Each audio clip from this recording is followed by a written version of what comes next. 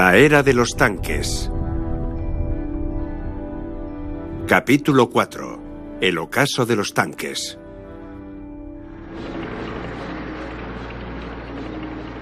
Finalmente, la Tercera Guerra Mundial, que supuestamente debería haber enfrentado a los tanques soviéticos y norteamericanos, nunca tuvo lugar.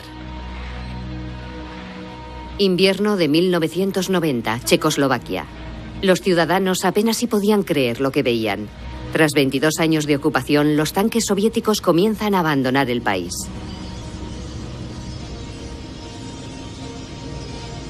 Todavía necesitarían 4 años más para que todos abandonaran el resto de Europa. Una oleada de revueltas democráticas había barrido Europa del Este desde Alemania hasta Polonia y Hungría.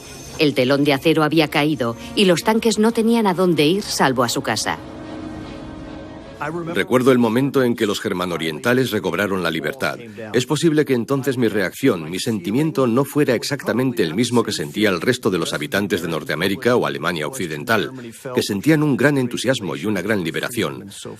Los que vestíamos de uniforme en aquel momento no podíamos dejar de preocuparnos. ¿Qué viene ahora? Al final de la Guerra Fría, el comandante de blindados norteamericano Erich Schwartz estaba destinado en Alemania Occidental. La caída del muro de Berlín significó el fin de un mundo dividido entre el este y el oeste. Schwartz pronto se dio cuenta de que mantener los tanques posicionados en Europa no tenía sentido, pero no podía imaginar que la historia del tanque estaba llegando a su fin.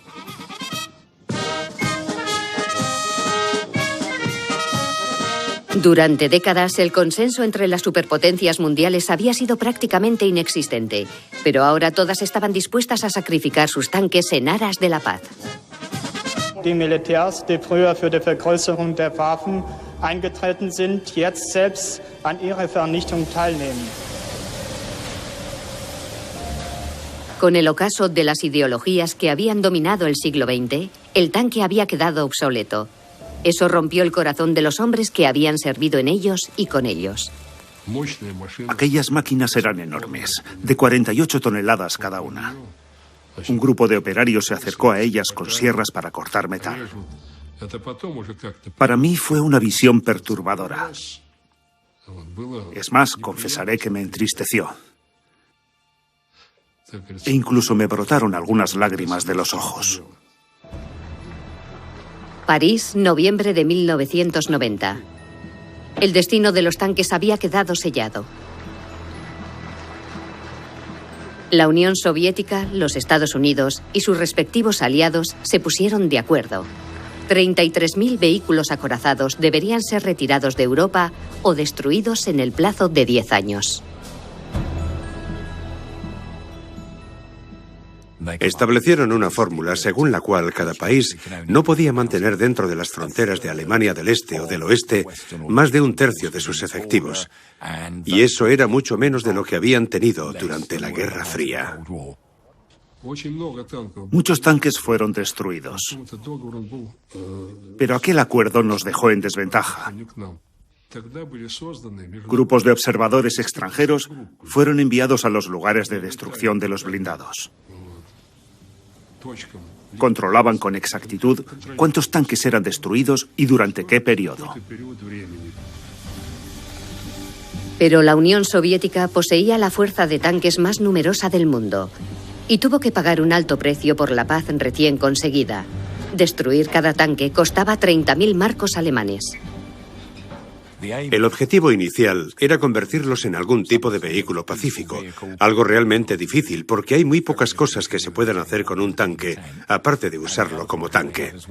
Pero por otro lado se encontraban con otro problema. ¿Cómo destruyes una cantidad tan grande de tanques?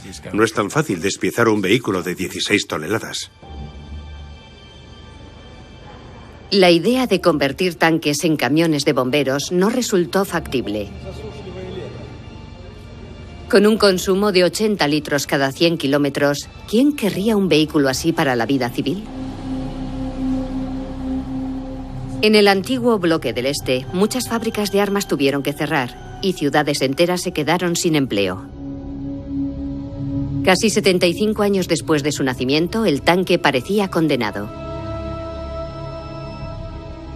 Los 30 años siguientes resultarían cruciales para su defunción o su resurgimiento.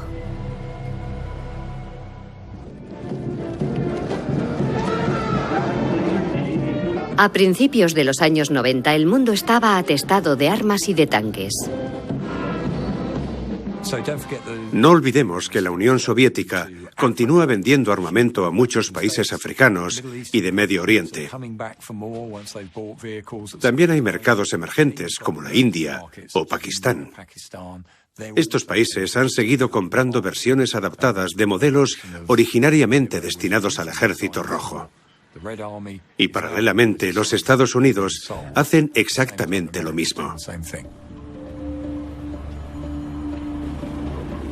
Durante el tiempo de la Guerra Fría, los tanques habían supuesto un buen negocio para los Estados Unidos y la URSS.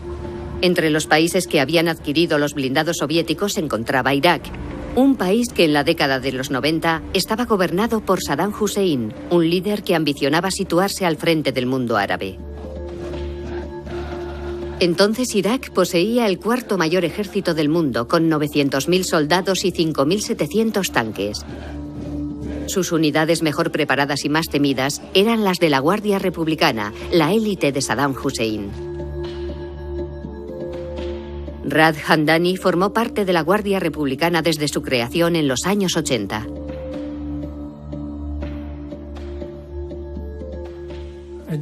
Como nuestra guerra contra Irán se extendió tanto en el tiempo, se hizo necesario crear una fuerza de combate bien entrenada y preparada, al estilo del Cuerpo de Marines norteamericano. Nos seleccionaron de acuerdo a unos criterios muy rigurosos, basándose en nuestro historial y en las batallas que habíamos librado. Era una fuerza de choque única y cada miembro estaba orgulloso de pertenecer a ella. Rad Hamdani era uno de los generales de confianza preferidos de Saddam Hussein. Entrenó personalmente a 2 de los hijos del líder en el arte de la guerra de blindados. Como comandante de la 17ª Brigada Acorazada, disponía de los mejores tanques del ejército iraquí, los T-72. El tanque T-72 es un tanque de última generación, equipado con alta tecnología y muy bien armado. Venía equipado con 44 proyectiles, un cañón muy preciso, y era manejable y fácil de conducir. Era mucho más compacto que los tanques británicos y americanos.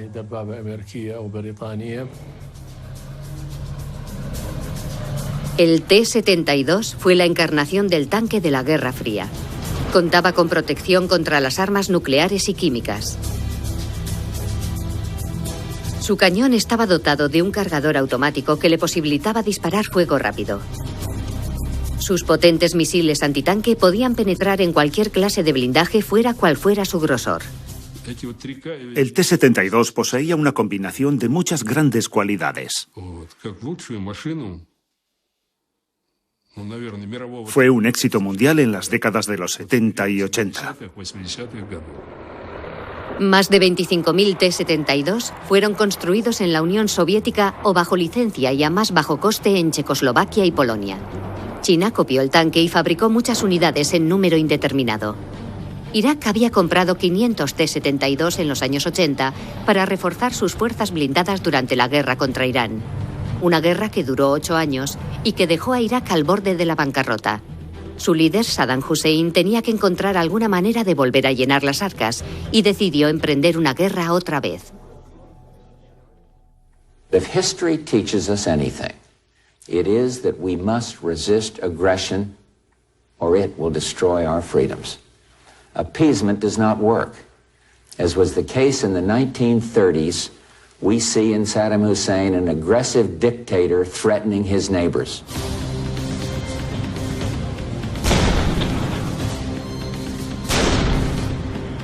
En el verano de 1990, Rad Hamdani recibió la orden de organizar la invasión del vecino más rico de Irak, Kuwait.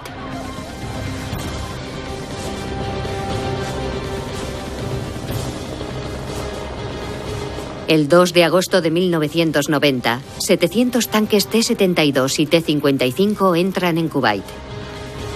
En cuestión de horas alcanzan la capital, la ciudad de Kuwait.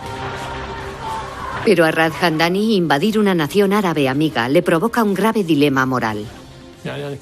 Recuerdo que bajé la visera de mi casco. No quería ser testigo de la ira de los cubaitíes. Era una situación muy incómoda. No podía mirarles a la cara. ¿Cómo iba a aguantar su mirada? Fue horrible. Al final ordené a los tanques que salieran a las afueras de la ciudad y pusieran sus cañones apuntando al desierto. Cuando sus tropas empezaron a reprimir a la población kuwaití, Raj Hamdani no podía imaginar las consecuencias que la invasión iba a provocar en todo el mundo. Alemania Occidental, a miles de kilómetros de los desiertos de Arabia. Douglas MacGregor, un comandante de blindados norteamericano, seguía atento las noticias de la invasión. Era uno de los 220.000 militares estadounidenses que aún estaban destinados en Alemania y sabía que la invasión no iba a ser el final de aquella guerra. Recuerdo bien cuando Saddam Hussein lanzó la invasión. Al oír la noticia pensamos que quizás nos enviarían allí porque ya no teníamos nada que hacer en la frontera con Alemania. Nuestros campamentos habían sido desmantelados, ya no éramos una fuerza de reacción. Nuestra única perspectiva eran las aburridas maniobras donde no te enfrentas a un enemigo de verdad. Pero en octubre empezamos a entrenar muy duro y a disparar tanta munición como fuera posible.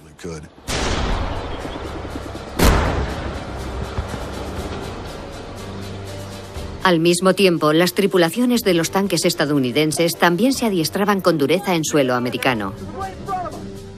El capitán Eric Schwartz fue uno de los primeros en estrenar un videojuego como parte de su entrenamiento. Hicimos muchas sesiones de preparación en simuladores que eran como grandes cajones que simulaban la unidad, donde estabas con los otros 3 miembros de la tripulación, el conductor, el cargador con sus funciones específicas y el artillero. Era la primera vez que podías ensayar la sincronización del equipo. Te metías en el simulador y de pronto nos encontrábamos en medio de una batalla virtual.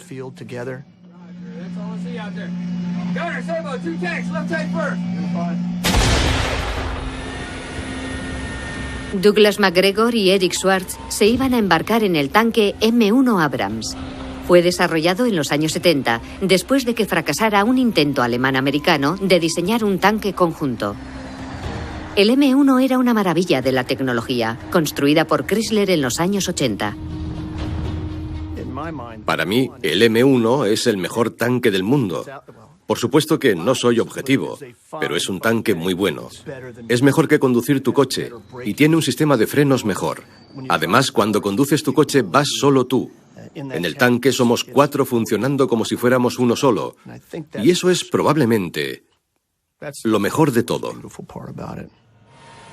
La diferencia entre el M1A1 Abrams y las versiones anteriores del mismo tanque es la misma diferencia que hay entre un avión a hélice y otro a reacción. El M1 fue diseñado en plena Guerra Fría para proporcionar alguna ventaja a las tropas norteamericanas superadas en número por sus enemigos soviéticos. Pero hasta 1990 nunca había sido visto en combate. El M1 era un tanque grande, pesaba más de 20 toneladas más que el T-72, pero tenía otras ventajas. Su cañón estaba equipado con un estabilizador giroscópico que le permitía disparar con gran precisión incluso sobre la marcha y un sistema de visión nocturna capaz de detectar a los enemigos a 800 metros en la más completa oscuridad.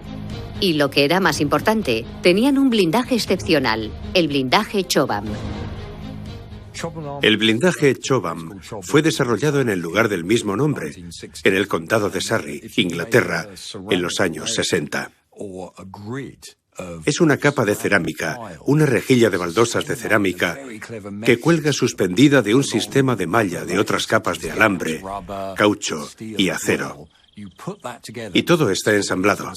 Con un peso y un volumen mucho menores, es mucho más efectiva a la hora de detener cualquier disparo, ya se trate de cargas huecas o de misiles antitanque. Proporciona un nivel de protección mucho mayor. Indeed, there have been no penetrations. A crew protected with Chobham armor would have been completely safe.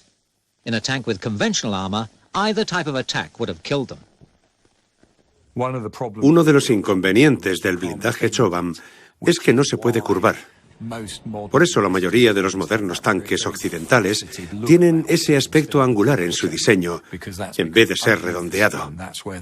Eso es porque debajo están las placas de blindaje Chobham. En el otoño de 1990, Douglas MacGregor y las tripulaciones de los M1 posicionados en Alemania comienzan a desplegarse. Cambian las verdes planicies alemanas por Jubail, una ciudad portuaria de Arabia Saudí. Nos llevó 3 semanas desplazar a todo el regimiento de combate. Los tanques salieron de Bremerhaven en barco hacia el Golfo Pérsico. Nosotros fuimos en avión y recogimos y descargamos en los muelles los tanques que habíamos embarcado en Alemania.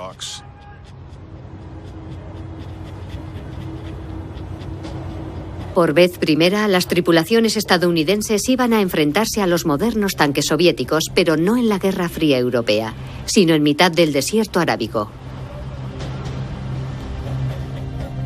Estados Unidos se puso al frente de una coalición de 28 países.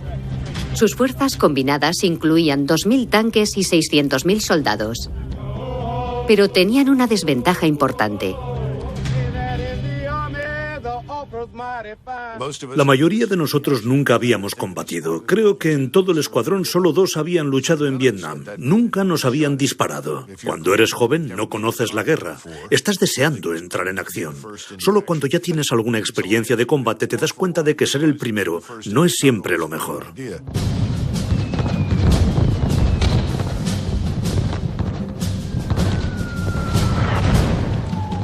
El 23 de febrero, a las 4 de la mañana, Douglas MacGregor y su tanque cruzaban la frontera saudí.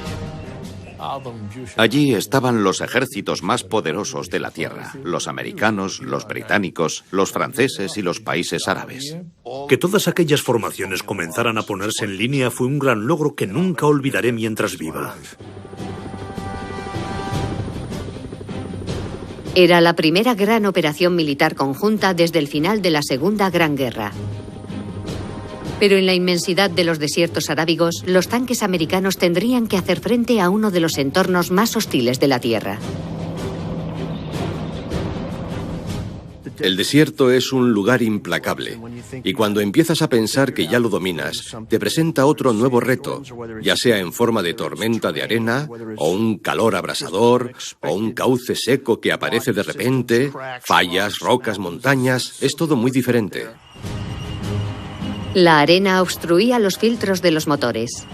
En cualquier momento, los tanques iraquíes podían aparecer por el horizonte abrasador, y algo que no se quitaban de la cabeza, un posible ataque con armas químicas por parte de la Fuerza Aérea de Saddam. Mientras una parte del ejército de la coalición se adentraba en Kuwait para liberar el país ocupado, la unidad de Douglas MacGregor ponía rumbo al mismo Irak. Su misión, cortar la retirada a la Guardia Republicana. Pero dar con ellos era una tarea difícil en un desierto tan grande como la mitad de Alemania, sin puntos de referencia de ningún tipo. Justo antes de salir hacia Irak, el M1 había sido equipado con un sistema de navegación asistida desarrollado en los años 60 por el ejército americano. Todavía estaba en las primeras fases de prueba y distaba mucho de ser fiable. Se trataba del ancestro del GPS. Funcionaba intermitentemente. A veces se perdía la señal y de pronto la recuperabas y había que reajustarlo. Pero incluso con GPS, el avance de la unidad de MacGregor era muy lento. El Estado Mayor de la coalición teme acabar estancado en un nuevo Vietnam y actúa con la máxima precaución. El 26 de febrero se ordena que se detengan los tanques. Cuando ya estaba empezando a arrepentirme hasta de haberme alistado en el ejército, de repente apareció el Shamal, una horrible tormenta de arena del desierto que además impide que cualquier aeronave sobrevuele la zona. En otras áreas sí podían volar, pero encima de nosotros no había nadie.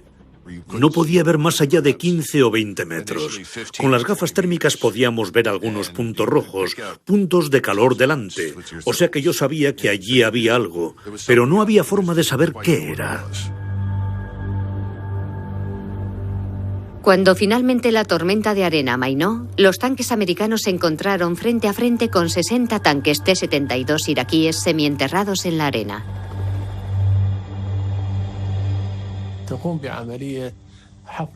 Estaban casi totalmente enterrados. Solo se veía la parte de arriba. Solo una cuarta parte quedaba visible.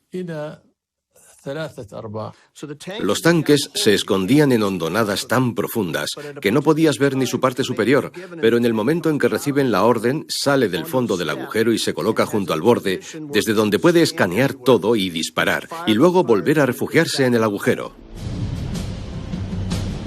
Pero el ejército iraquí había sido cogido desprevenido. No esperaban un ataque desde el mismo centro del desierto. Los T-72 apenas tuvieron tiempo para girar sus torretas hacia los M1 que cayeron sobre ellos. Nos dirigimos directamente hacia ellos y en ese momento cruzamos un campo de minas. Una explosión enorme levantó las 70 toneladas del tanque. Nos levantamos encima de una bola de fuego. Recuerdo que el conductor, que era de Leadville, Colorado, dijo: ¿qué ha sido eso? Y yo le contesté: no te preocupes y sigue adelante.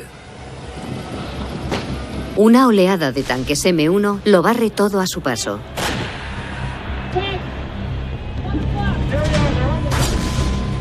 La estabilizadora les permite disparar con suma precisión, incluso a una velocidad de 50 kilómetros por hora. Te permitía disparar al blanco con una fiabilidad absoluta. A nosotros nos parecía increíble. Lo único que tenías que hacer era apuntar y disparar. Y acto seguido veías torretas de T-72 reventadas que salían por el aire, tanques en llamas y gente, soldados y oficiales iraquíes que salían de los tanques. Los tanquistas norteamericanos hallaron un punto débil en el diseño de los T-72. La munición iba alojada justo debajo de la torreta, de forma que con un tiro certero allí, el tanque ardía en llamas en unos segundos, sin que su tripulación tuviera oportunidad de escapar. A las 10:30 de la noche llega el fuego de apoyo de los helicópteros Cobra y Apache para los tanques M1 que están en tierra. La coalición ha ganado esta batalla.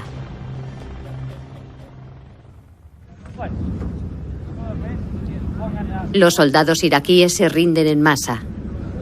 Douglas MacGregor y los demás soldados descubren que la temida Guardia Republicana iraquí no era tan fiera como la pintaban. Finalizada la batalla, descubrieron que cuando algunos T-72 del ejército iraquí disparaban sobre los Abrams americanos y los tanques británicos, estaban disparando con munición de ejercicios prácticos. Es decir, que era totalmente imposible que traspasaran el blindaje Chobham de los tanques americanos y británicos.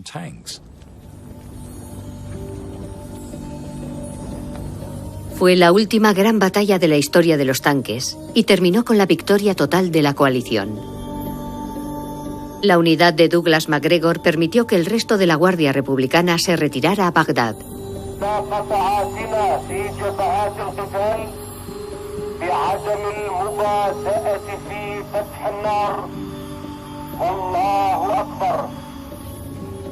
El 28 de febrero de 1991 se declaró el alto el fuego y Kuwait fue liberado. La guerra de Kuwait supuso un completo desastre para las fuerzas de acorazados del ejército iraquí. Marcó un punto crítico que posteriormente llevaría a la caída de Irak. 30 tanques iraquíes fueron destruidos en solo 23 minutos de combate. Un resultado desastroso que es analizado con preocupación en Moscú. Pero el alto mando ruso se tranquiliza. El fracaso se debió a la mala táctica elegida por los iraquíes y no a los tanques rusos. Los soviéticos siempre han dicho que ellos no habrían actuado así. Siempre han puesto en cuestión las tácticas que se utilizaron. Así que su confianza no se vio mermada. En 1991, los tanques norteamericanos, con su avanzada tecnología, establecieron un nuevo orden en el mundo de la guerra de blindados. Entretanto, los tanques soviéticos se enfrentaban a un futuro incierto, igual que su país.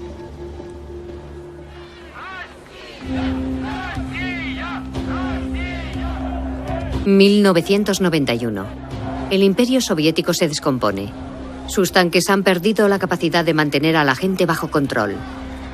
En enero, los lituanos, que reclamaban su independencia, no dudaban en enfrentarse a los tanques con las manos desnudas y en cegarlos con sábanas.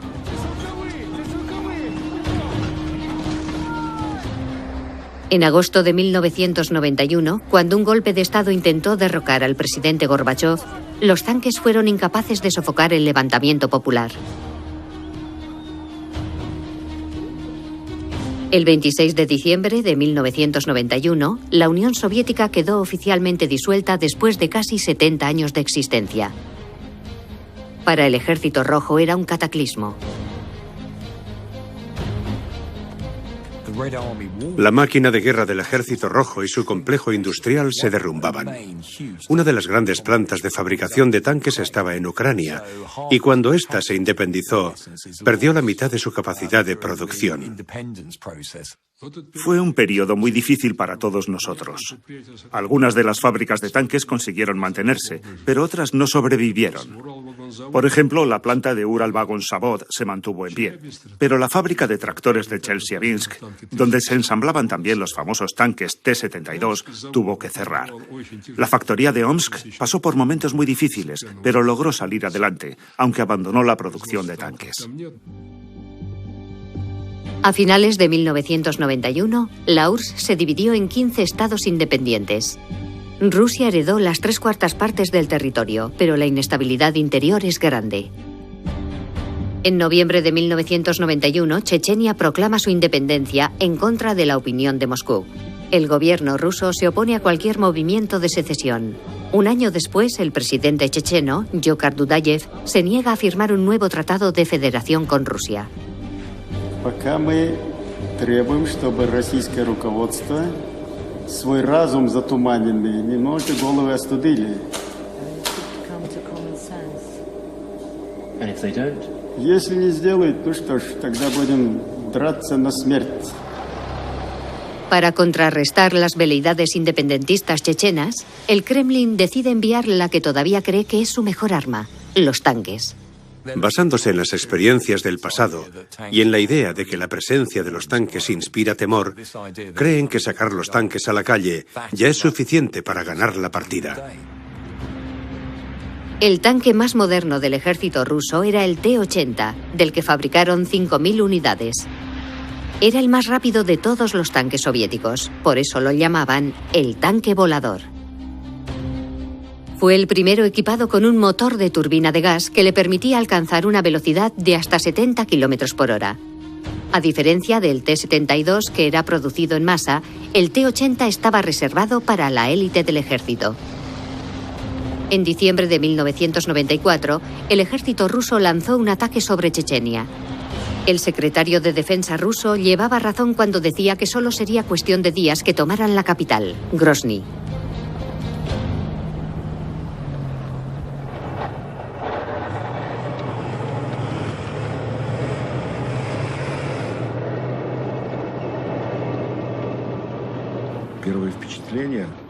Mi primera impresión cuando atravesé la ciudad fue... Casi no podía reconocerla.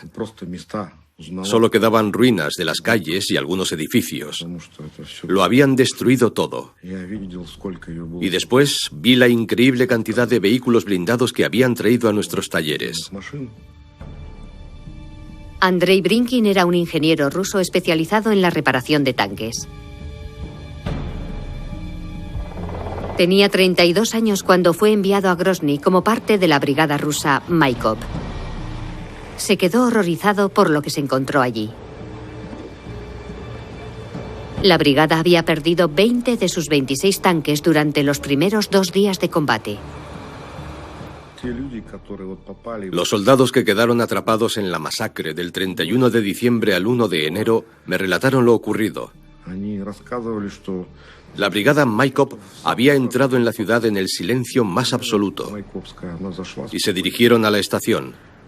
Miraron en los alrededores. Había gente caminando y coches circulando. Nada hacía presagiar que algo horrible estaba a punto de suceder.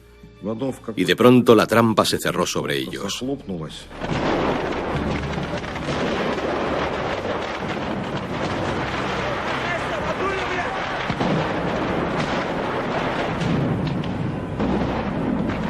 Las columnas de tanques de la brigada Maikop fueron aniquiladas sin tiempo para reaccionar.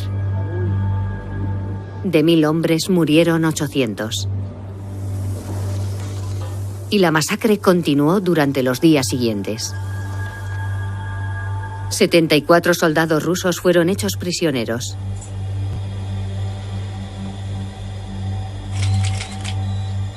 Andrei Brinkin descubrió el rostro del enemigo: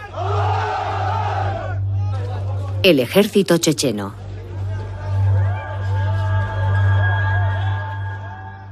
Las fuerzas chechenas disponían de un gran arsenal de armas que estaba allí desde el período soviético. La mayoría eran armas ligeras, como los lanzagranadas antitanque. Eran conscientes de que no iban a detener al ejército ruso en campo abierto, en un campo de batalla tradicional. Tengan en cuenta que en el ejército checheno los militares no eran reclutas inexpertos, sino combatientes veteranos de entre 30 y 40 años, que habían servido en el Ejército Rojo. Eran hombres maduros y experimentados, resueltos, y que no se iban a detener ante nada.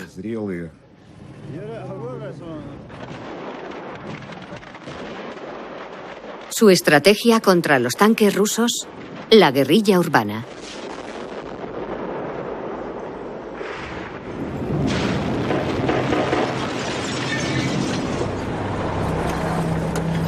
Primero, los chechenos bloqueaban la calle con algunos de los pocos blindados que tenían, para dirigir al convoy ruso hacia la emboscada.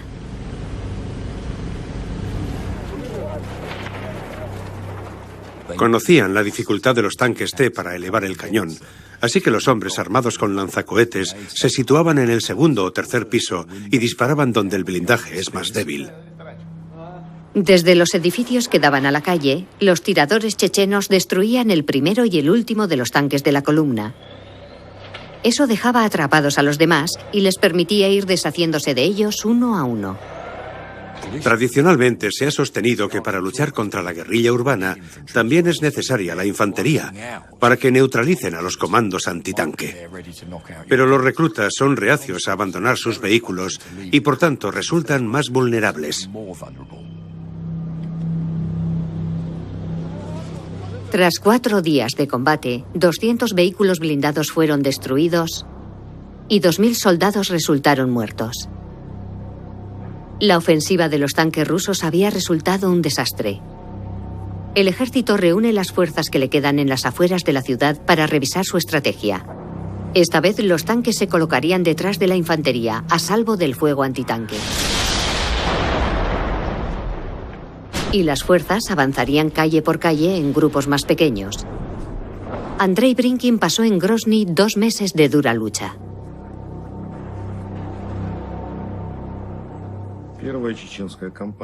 La primera campaña de Chechenia demostró que no deberíamos enfrentarnos a una situación así sin estar debidamente preparados.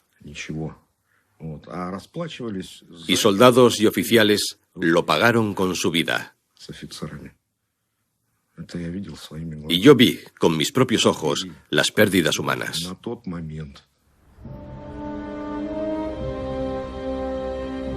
En 2 años, la guerra de Chechenia se cobró 30.000 vidas. En agosto de 1996, el presidente ruso Boris Yeltsin fue obligado a solicitar un alto el fuego y a iniciar negociaciones con los chechenos, lo que resultaba una humillación para Rusia. Lo que en mi opinión Grozny provoca en muchas naciones occidentales es inicialmente una reacción de: oye, no pongas tanques en una zona urbana porque los agrupa y los pone en fila, y da a los comandos antitanque muchas oportunidades de esconderse y acercarse a un tanque para destruirlo. De modo que a menos que elabores cuidadosamente tu estrategia y te apoyes en la infantería para proteger los tanques pueden ser útiles en una zona urbana, pero necesitan que la infantería esté a su lado para sacarles el máximo partido. Durante la década siguiente, la debacle de los tanques en Grozny fue analizada por los mandos militares tanto de Moscú como del resto del mundo. La cuestión que todos se planteaban era: ¿son válidos los tanques para la guerra urbana moderna? o no constituyen más que mortales trampas de acero para sus tripulantes. Para finales del siglo XX, los soldados de todo el mundo se habían dado cuenta de la gran vulnerabilidad de los tanques, sobre todo en la guerra urbana. En unos tiempos de tanta incertidumbre, desarrollar un nuevo modelo de tanque era una aventura cara e incierta que los fabricantes no se atrevían a emprender. Preferían añadir mejoras a los viejos modelos. Y el fabricante de armas que con más acierto supo hacerlo fue la firma alemana Krauss-Maffei, el fabricante de los Leopard 1 y 2. En 1994, la compañía firmó un contrato con los gobiernos de Alemania, Suiza y Holanda para modernizar sus flotas de Leopards. Concentraron sus esfuerzos en proteger a los tripulantes, sobre todo reforzando el blindaje de la torreta. Donde la industria de armamento alemana ha sido especialmente ingeniosa es en la creación de grupos de usuarios para que puedan comprar piezas de repuesto y mantener esos tanques. De esa forma sabes con seguridad que lo que compras no tiene una vida limitada. La compañía Krauss-Maffei-Wegmann, por ejemplo, ha creado algo que se llama Leo-Ben y que consiste en que todos los países que usan tanques Leopard se reúnen y hablan sobre los problemas de funcionamiento de sus tanques o de las piezas de repuesto. Así que es un tanque bien respaldado y mantenido. El Leopard 2 es el tanque más vendido en todo el mundo. Al menos los ejércitos de 16 países lo usan. Pero nadie sabía cómo se comportaría en el mundo real, porque nunca había participado en combate. El mundo había entrado en el siglo XXI y los tanques parecían estar más cuestionados que nunca, al tener que enfrentarse a los desafíos de la guerra moderna. ¿Habrá todavía algún sitio para ellos en las guerras venideras?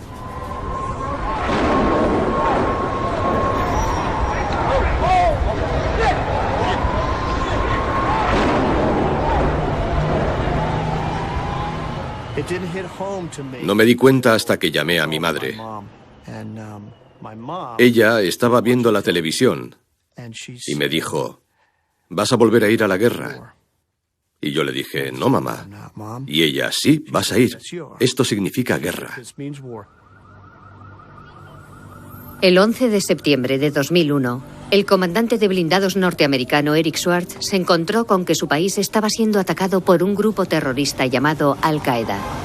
Al mismo tiempo, en Bagdad, Raad Hamdani, para ahora comandante del segundo cuerpo de la Guardia Republicana, alerta al Estado Mayor iraquí. Les dije, esas torres no se han caído sobre Nueva York, sino sobre Bagdad. Los oficiales me preguntaban, ¿por qué dices eso? Y yo les contesté, porque nosotros somos los que vamos a pagar el pato, aunque no hayamos participado en nada. Y resultó que Raad estaba en lo cierto. El presidente Bush denunció a Irak como parte del llamado eje del mal. Pronto se hizo evidente que eso significaba una invasión a gran escala de Irak. En 2002, Eric Schwartz se encontraba de vuelta en el Medio Oriente, esta vez como comandante de un batallón. Sería el responsable de las operaciones norteamericanas desde Kuwait, con el último modelo del tanque Abrams. El M1A2 era una actualización de la versión anterior que incorporaba un ordenador que mostraba el progreso del combate en tiempo real. En el lado iraquí, Raad Hamdani era consciente de que esta era una batalla que no podían ganar. Les quedaban muy pocos recambios y sus tanques T-72 habían demostrado estar obsoletos. Y resolvió decirle la incómoda verdad a Saddam Hussein. Le dije, señor presidente, si estalla la guerra, este cuerpo del ejército no valdrá para nada.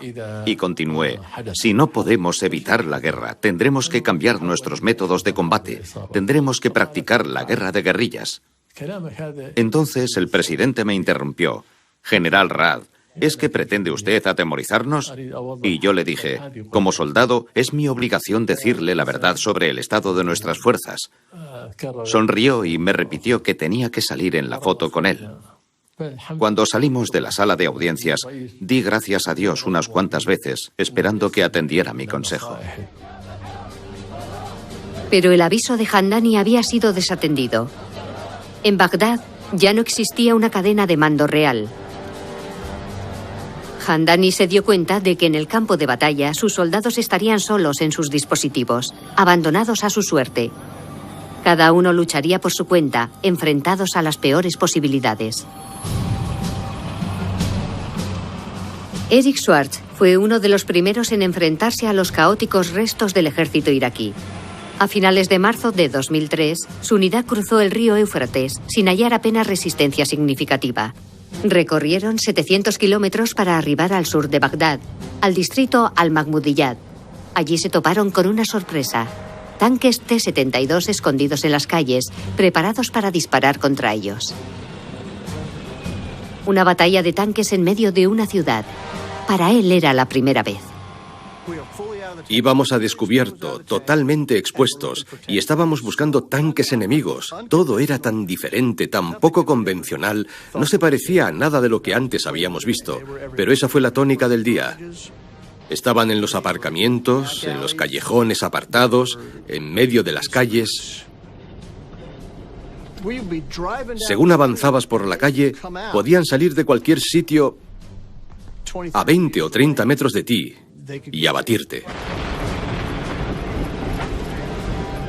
El que primero disparase, ese ganaría. Todo quedaba en manos de la improvisación.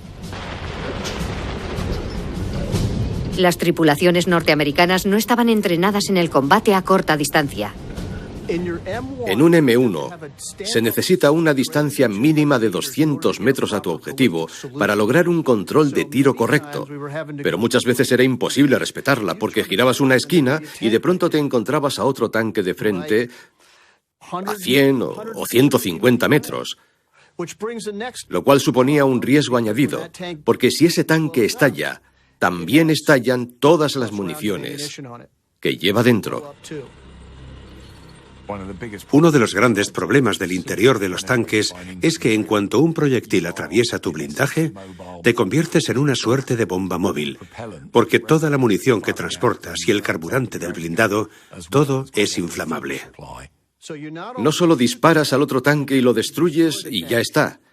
Luego se producen explosiones secundarias, llamas, edificios que cogen fuego, palmeras que empiezan a arder. Un caos. A pesar de todos los riesgos, la unidad de Eric Schwartz consiguió destruir 7 tanques T-72 modernizados, que eran algunos de los mejores que todavía tenía el ejército iraquí. Un soldado grabó lo que van a ver a continuación. Cuando al día siguiente los blindados estadounidenses entraron por fin en Bagdad, tuvieron que hacer frente a tiradores con lanzacohetes y conductores suicidas que trataban de chocar con ellos. Los iraquíes lo intentaban todo tratando de quemar desesperadamente su último cartucho. Incluso consiguieron dañar y capturar un tanque M1, un regalo del cielo para la propaganda iraquí que trataba de apuntalar un régimen debilitado. De pronto, tras 4 días de lucha, el silencio. Todo se quedó en calma. Yo la llamo la hora dorada. Ese momento en que nada se movía. No había nadie en la calle, tampoco combatientes. Se habían ido a algún otro lugar. Las calles estaban llenas de cadáveres.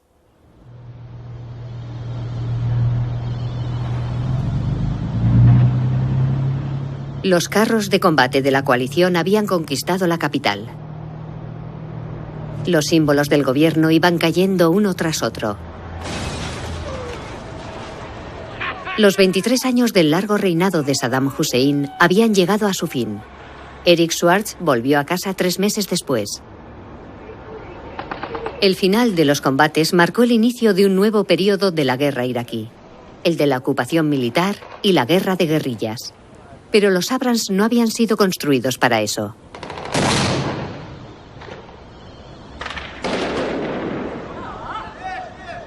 Entre 2007 y 2008, 3 tanques fueron destruidos y 4 soldados americanos resultaron muertos. El responsable era un lanzacohetes antitanque ruso, el RPG-29. Tenía una ojiva doble. La primera era la encargada de abrir hueco en el blindaje Choban del M1, y la segunda estallaba inmediatamente después y reventaba el tanque. Parecía que el M1 iba a correr la misma suerte que el T-80 ruso en la guerra de Chechenia.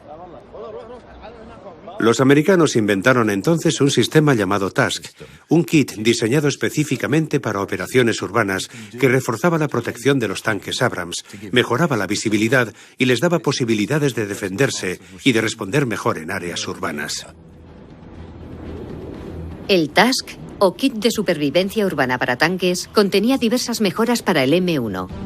Un refuerzo blindado para la torreta de disparo, un teléfono para comunicarse con las unidades de infantería que le acompañaban y, lo que era más importante, placas de blindaje reactivo para reducir los daños provocados por los misiles de ojiva doble.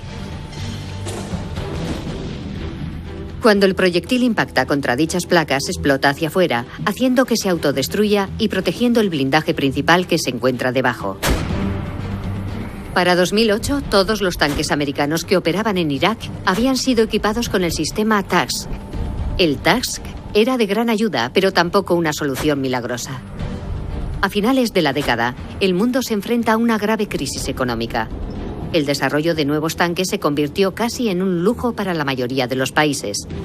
Y como en otros momentos de la historia, la vieja cuestión volvió a resurgir. ¿Los tanques son realmente necesarios? Algunos ejércitos llegaron a la conclusión de que o no podían mantener los tanques o ya no tenían ningún papel que desempeñar en el campo de batalla actual. Canadá, por ejemplo, decidió prescindir por completo de los tanques en sus fuerzas armadas, como poco después los Países Bajos. Muchas gracias, pero no creemos que los tanques sean lo que necesitamos en nuestras fuerzas de defensa. Los tanques desaparecerán. Ahora que es posible destruirlos a mucha distancia, ya no tienen sentido. Ni siquiera los más pequeños, ni los más avanzados tecnológicamente. Hemos entrado en una nueva era para la guerra y las armas.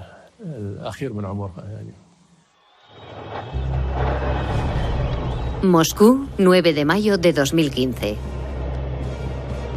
Rusia celebra el desfile anual en conmemoración de la victoria en la Segunda Guerra Mundial. Lo preside el presidente Vladimir Putin, flanqueado por Makhmud Garev, general retirado y veterano de la Segunda Guerra Mundial.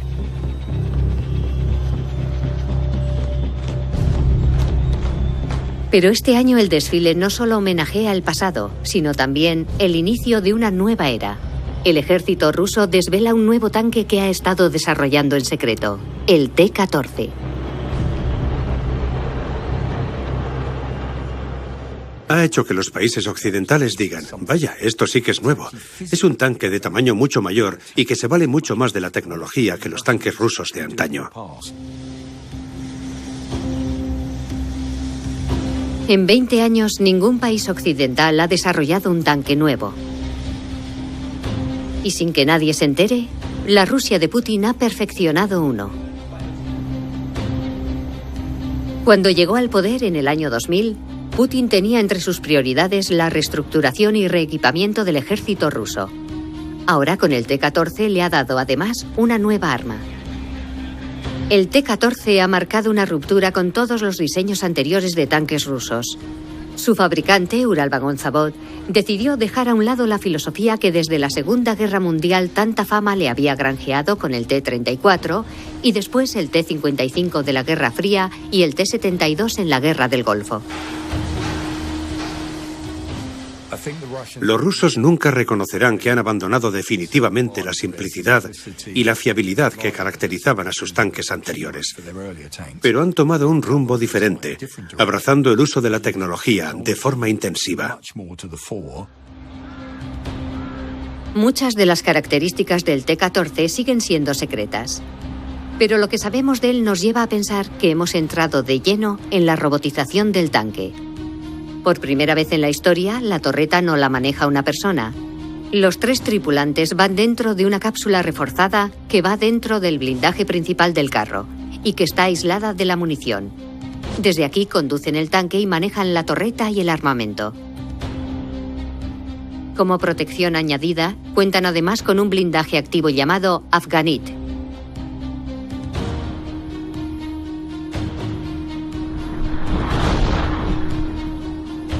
Posee un radar capaz de detectar y localizar misiles que se acercan. Y dispara contramedidas en la misma dirección, destruyendo el proyectil que le amenaza. El cañón del T-14 es de 125 milímetros, el más potente que jamás se haya montado en un tanque moderno.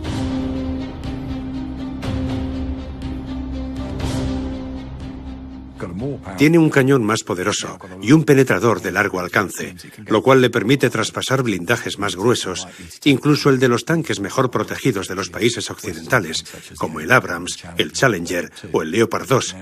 El sistema de armamento del T-14 podría atravesarlos. Por eso ahora Occidente ha despertado y ha vuelto a plantearse el potencial de los tanques. Cuando entre en servicio, el T-14 será el tanque más moderno del mundo. En total, el ejército ruso ha encargado 2.300 ejemplares a entregar antes del año 2020. 100 años después de su nacimiento, la carrera armamentística del tanque parece haberse reavivado. Pero, ¿qué significa eso y cómo modifica el equilibrio de poder en nuestro mundo? ¿Estas nuevas armas serán usadas alguna vez en un nuevo tipo de conflictos?